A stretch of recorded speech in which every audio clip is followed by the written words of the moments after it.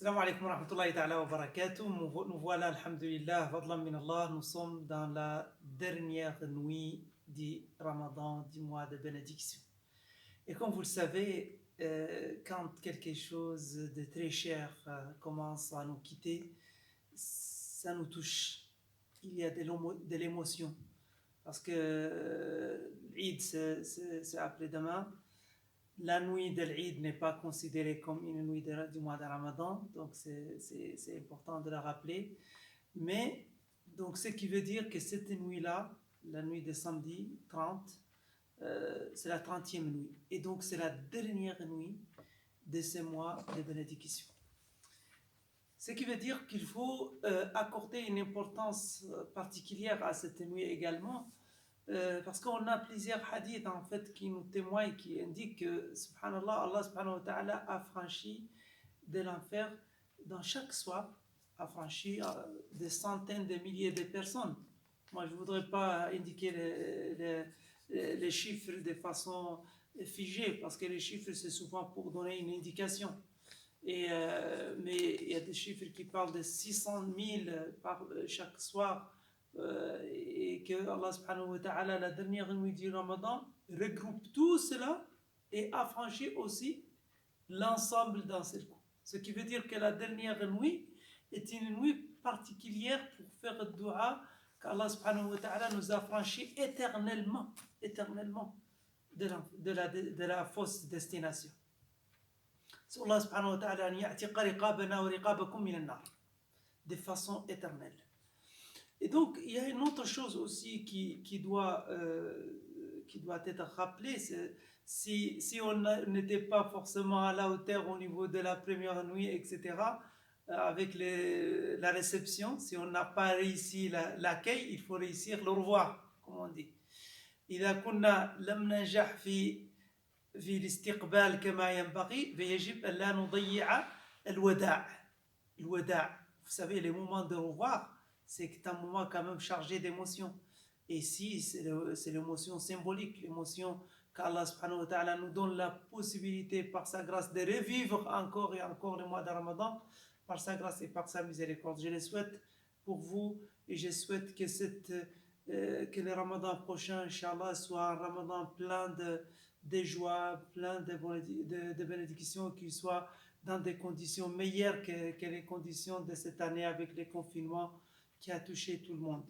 صلى الله سبحانه وتعالى أن يرفع هذا البلاء عن عباده آمين. عن جميع عباده، عن جميع الناس، عن جميع المسلمين. نحن المسلمين نحب الخير لجميع الخلق. Nous, la Ummah de Muhammad sallallahu alayhi wa sallam, on aime toujours le bien pour toutes les créatures d'Allah subhanahu wa ta'ala. هكذا علمنا نبي الرحمة. لأن رسول الله صلى الله عليه وسلم, comme vous le savez tous, alhamdulillah, il est le messager de la miséricorde, le messager de la rahma, de la bienveillance pour toutes les créatures d'Allah subhanahu wa ta'ala. Même, oui, pour les animaux, pour les arbres, pour tous les organismes vivants, il nous a transmis le devoir, il a transmis à sa communauté, à sa Ummah. En tout cas, certains malheureusement ne le savent pas, mais dans les textes authentiques des hadiths, Rasul sallallahu alayhi wa sallam nous transmet, nous indique, nous recommande la bienveillance envers toutes les créatures d'Allah subhanahu wa ta'ala. On doit être solidaire avec tous les organismes vivants, ce qui veut dire qu'on doit avoir une conscience envers l'environnement, envers nos frères, envers nos sœurs, mais envers l'environnement au sens large. Pour revenir à ce qui doit caractériser cette nuit, qui est la dernière nuit, dernière goutte, العرجون الأخير كما يقول. العرجون التالي راه عنده بنة، صح ولا لا؟ العرجون التالي عنده بنة، وهذه هي الليلة الأخيرة، dernière goutte. Pour le café, ça marche aussi. Pour le café aussi, la dernière goutte La également. dernière gorgée de café. Ici, oui. c'est la dernière gorgée spirituelle, le dernier moment à vivre. Et subhanallah, le dernier moment à vivre aussi doit être accompagné, figurez-vous, par l'istighfar. Pour que si jamais il y a quelques manquements, vont être aussi corrigés, agréés par Allah subhanahu wa ta'ala. Cela, on le retrouve au moment où le Rasul sallallahu alayhi wa sallam a eu la grande victoire. L'ouverture de la Mecque. Allah subhanahu wa ta'ala lui recommande quoi? Lui recommande de faire l'istighfar. إذا جاء نصر الله والفتح ورأيت الناس يدخلون في دين الله أفواجا فسبح بحمد ربك واستغفره إنه كان توابا. Donc si on a un conseil spirituellement à dire pour les moments de revoir, ce sont des choses spirituellement. التسبيح والاستغفار. Et ça, la preuve, je viens de vous le donner, qui se trouve dans Surat Al-Nasr.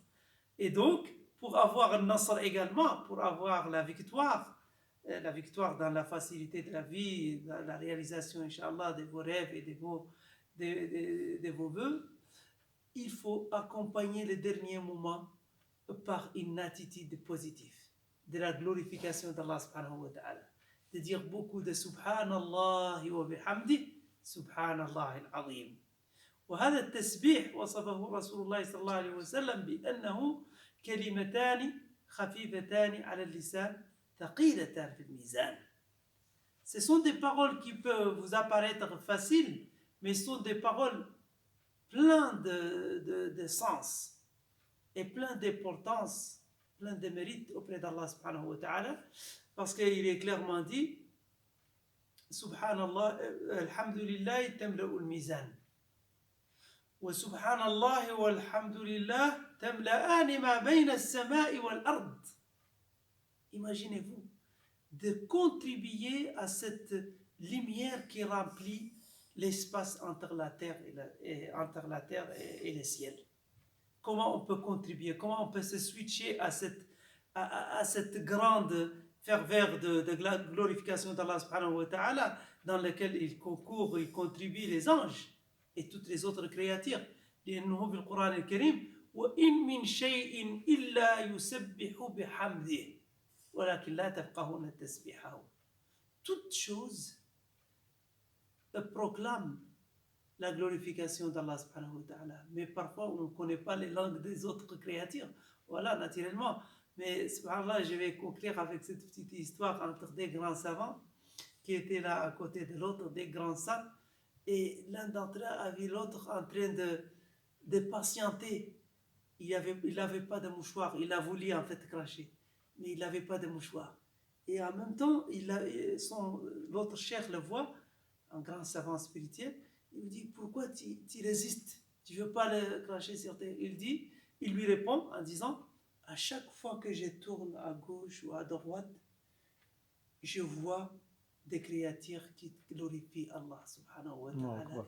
Et je ne me permets pas de cracher sur des créatures qui glorifient Allah subhanahu wa ta'ala. Et donc lui, il préfère donc attendre de trouver un mouchoir. Là, aujourd'hui, avec la science moderne, et avec même les conditions du confinement, etc., et avec la crise sanitaire, on comprend qu'il faut plutôt cracher dans des mouchoirs et non pas cracher dans la nature parce que ça peut transmettre des microbes. Subhanallah, voyez-vous, des petites histoires comme ça, réelles et anecdotiques, mais qui montrent un aspect sanitaire aussi.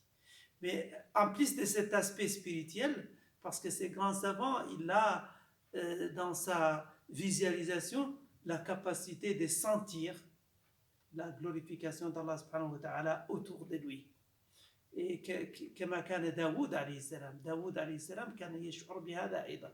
كان يشعر بأن الجبال يسبحنا والطير تسبح كل هذه المخلوقات. كان داود عليه السلام يشعر، علمه الله سبحانه وتعالى وأعطاه القدرة على سماع تسبيح وصلوات مخلوقات أخرى وهو يسبح معها ويصلي معها. ونحن أيضا في هذه الليلة المباركة dans cette nuit, la dernière goutte comme tu viens joliment de le dire, la dernière العربون الأخير، شو نسموه، العرجون الأخير، la dernière grappe. la dernière grappe يعني حتى في العائلة le dernier comment dire le Benjamin. Ah, en plus, dans oui. le dernier, le petit dernier, oui. On l'appelle le petit dernier, il a toujours une particularité, il est chouchouté. Donc la dernière nuit du Ramadan mérite d'être chouchouté, spirituellement. Chouchouté comment? Chouchouté par cette glorification particulière. Concrètement, ça peut se traduire par une petite assise que vous pouvez faire de quelques minutes, 5 minutes, 10 minutes, et de dire Subhanallah wa bihamdi, Subhanallah al-Azim. et sachez que cela vous permet de remplir l'espace entre la terre et le ciel. أسأل الله أن لا يحرمنا وإياكم الأجر، آمين. أن لا يحرمنا وإياكم أجر هذا الشهر الكريم. آمين.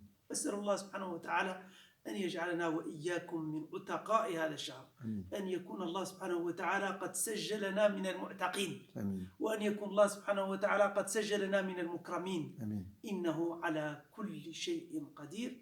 وبارك الله فيكم. كالله vous bénisse et bénisse vos familles. والسلام عليكم ورحمة الله وبركاته.